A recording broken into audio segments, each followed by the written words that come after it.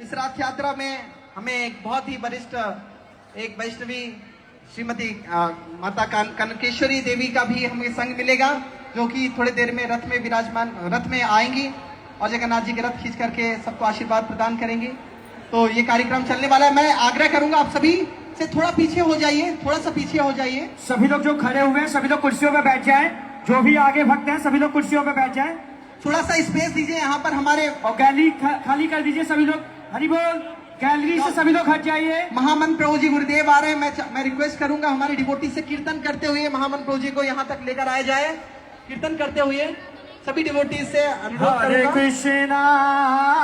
Krishna Krishna Krishna Hare Hare, Hare Rama Rama Rama Hare Hare, Hare Krishna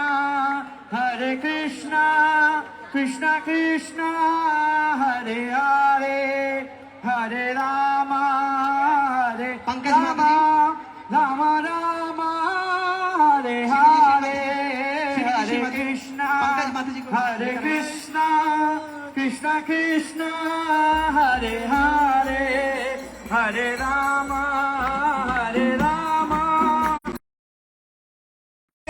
Krishna Krishna Hare